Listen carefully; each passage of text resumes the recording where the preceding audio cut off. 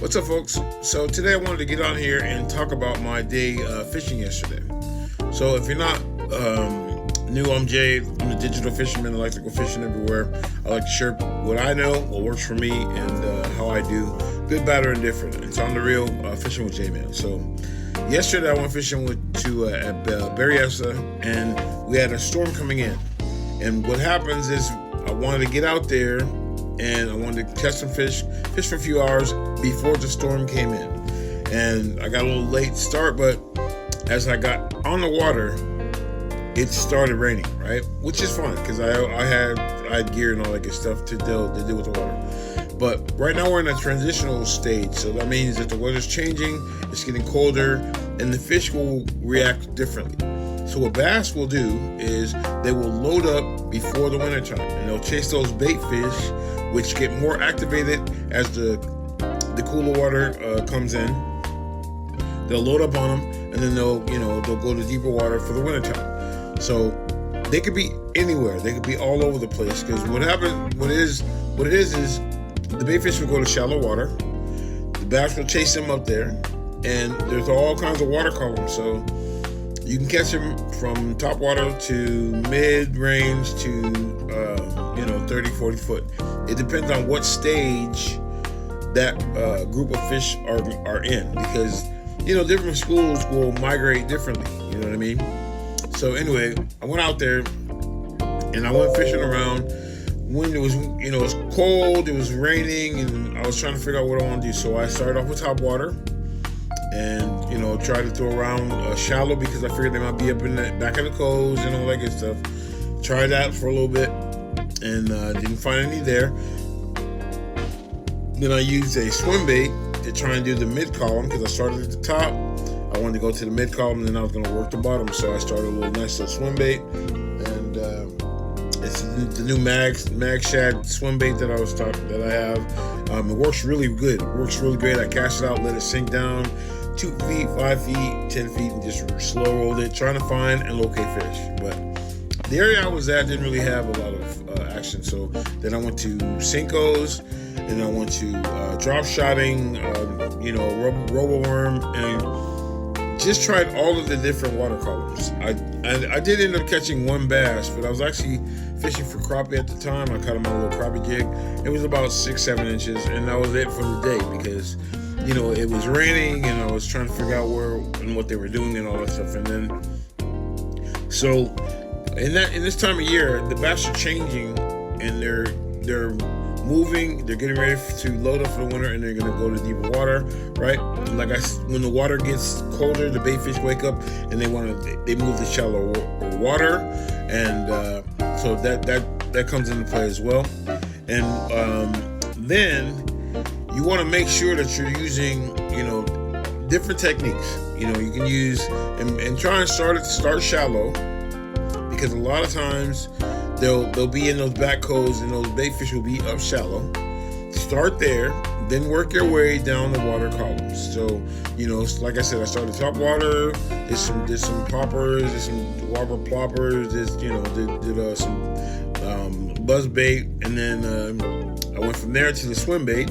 So I did the secondary column, which is 2 to 10 feet, maybe 20, and then I went down deeper, and I went down to Sinkos, and I did the drop shotting on the very bottom, but didn't have any that much success. I did catch one, so I didn't I knocked off the skunk yesterday. But I want to give you guys some tips. So what you can do is use these lures that'll help you in this time of year, because the fish are moving, they're loading up, and we're at the tail end of it. I think, depending upon where you're at in the country or the world, the stages can be different when the bass come in. So they could be pushing those bait fish in the back of the coves, and they do move. They strike early, and those bait fish will move too, because they don't want to stay in one area either if they're starting to be attacked. So you gotta move. Don't stay in a place too long. That will be one of the first tips. Use lures like whopper ploppers, poppers, buzz baits, and then if that doesn't work, then you can also go to the secondary column, which is the swim baits, the bladed jig, the bladed swim baits, right? You can use crankbaits, little square bills that have a lot of action, because the fish are going to be attracted to vibration, to flash, to that's what they like, right? And it's an impulsive thing because they're feeding, so they see something that's going to flash, they'll attack it, and you'll get bites that way too. And work that for a while. Don't stay in one area too long, and keep moving. Then, once you find out what the fish want, then you can stay with that pattern. If you don't get any action in the mid-water columns, then go down to sinkles and drop shotting. But again, don't stay too long. I would say use every technique and move quickly. Stay in there. Don't stay in there more than 5 or 10 minutes, right? And use the top water and then move and see if they're on, and work the shallows. The shallows are going to be the best bet for the most part, and then the swim baits. Those are the two baits that I would go to and take the most time on. Okay, you can use jerk baits. You can use swim baits. You can use any kind of little mineral imitation. The mag shad lure that I had worked out really well too. Great action.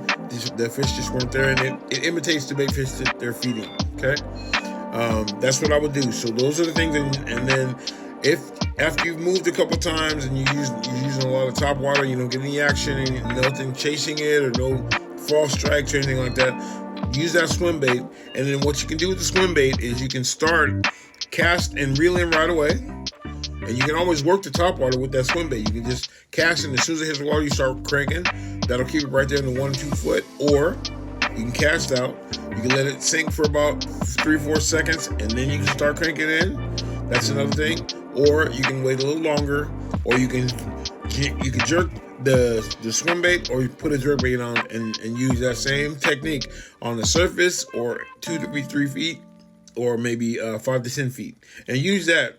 And I would stick to those kind of patterns for now, and then later on if you want. Now, once that water gets colder, you want to find those fish. A great technique that I like to use out here, we have deep, clear water lakes. I'm in Northern California, so what I would use is I would go deep 30, 40, 50, 60 feet with a spoon. And those fish, once they hit that deep water, they school up. The spotted bass out here school up. And I'm telling you, you can catch them cast after cast after cast. If you find them and they're in the deeper water, the 40, 50 feet, they're going to be loaded up down there. And you can catch a bunch of them that way. That's a good technique. Once that transition is kind of finished and it's cold, the water's cold, they start to go down. They're already down in the depths, because they'll move away because the oxygen is better down there.